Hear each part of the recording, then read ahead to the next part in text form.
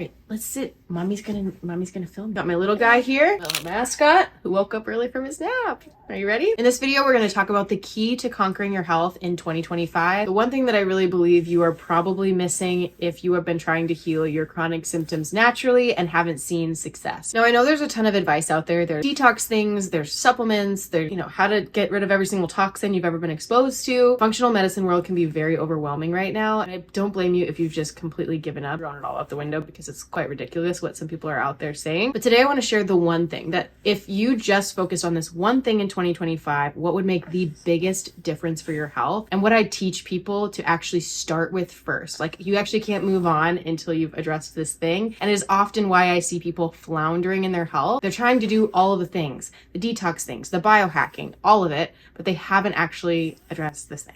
So we're going to talk about that. And I'm going to give you 3 things that I think are going to make the most lasting change for your health so that you can practically get started and actually move in the right direction in 2025. So what's the one thing? I think that the one thing is repairing the tissue of your gut lining. Basically, people are not getting the gut health step correct. Oftentimes people aren't even addressing gut health.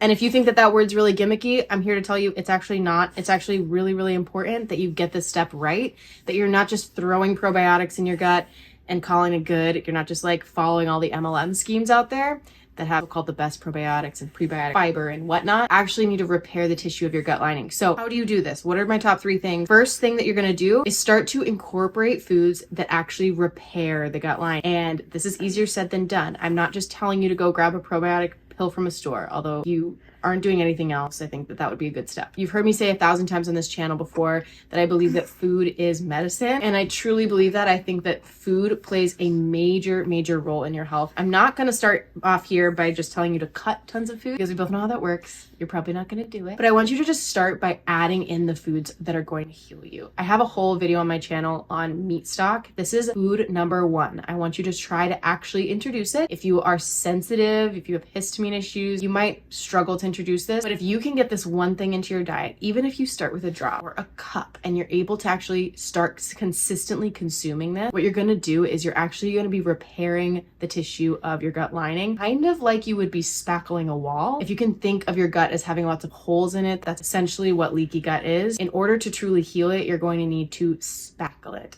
in a sense, doing that with the most collagen-rich, gelatin-rich substance on the planet, which is meat stock. So you're going to start introducing that. Also, you're going to introduce other foods like probiotic liquids. The reason I don't tell people to go to the store and buy a bunch of probiotic capsules is because I don't think that they work as well. Honestly, the homemade stuff is going to be the best for you. It's going to have the most diversity. It's going to be the cheapest. Simply incorporating even just a sip of sauerkraut brine, like the liquid from sauerkraut, can actually start to shift your microbiome, kill off some pathogens, introduce some beneficial flora, and it's actually going to begin the work of detoxing, which we're going to talk about a little bit later. But this is key here. You guys, you have to actually start with the basics.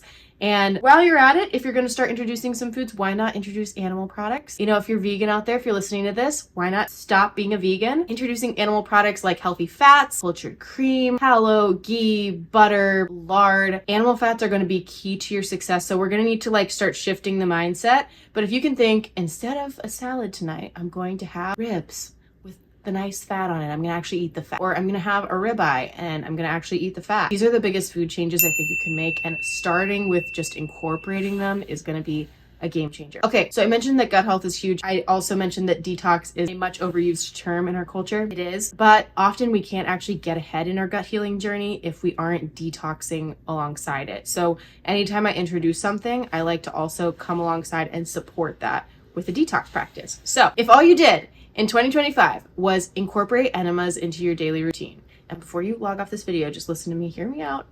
They are the easiest, cheapest, most effective thing at cleansing the most important part of your body that is needed for resolving chronic issues. I would encourage you, give them a shot. Water enema, coffee enema. I have some videos up on my channel about those, exactly how to do it step by step. Whatever you want to do for detox, whether it's sauna, coffee enemas, oil pulling, just do something. Find ways to sustainably add them in. I always like to think that when you're adding in a habit, you want to add it to something that's pre-existing. So if you're going to add in oil pulling, maybe just put it next to your toothbrush. If you're going to add in a coffee enema, maybe you do that alongside your normal morning journaling or quiet time or, reading time. Find ways to actually link these new habits with the old habits so that they can become a natural part of your life. And you guys, over the years, if you're just even doing one of these things a week, I will leave, a list here of things you could choose from. That's going to make a huge difference on your gut health, because the less toxicity you've got in your body, the less strain you're putting on your gut to do the detox work itself. So you really want to come alongside your body, be supportive. I'm not telling you to cut every single thing out of your diet before you start this, but detox support is key here. You can't miss this step. And I think this truly is how you fast track your healing. So my last tip for improving your gut health in 2025 is going to be your mindset. And I know that's not like the most gimmicky gut health tip that is out there. I truly believe we need to stop chasing the symptoms and start looking at our symptoms in a new perspective. And this is the framework that I'm going to be teaching in my Whole Health Blueprint program that's starting January 20th. So if you haven't applied yet, go ahead and click the link in the description. But so much of our culture is obsessed with symptom management. I'm not here on this channel to riddle out a bunch of other symptom managing tactics, even the natural ones, because I think that they could be so much more harmful in the long run. Let me kind of explain. I know that most of you are probably in some level of discomfort, whether you've been dealing with a chronic disease for a while, or you just have gut issues, or you've just started having random pain in your body and you're like confused what the heck is going on. I know you're probably looking for a natural quick fix. If you've been on my channel, that's what this is all about, is doing things naturally.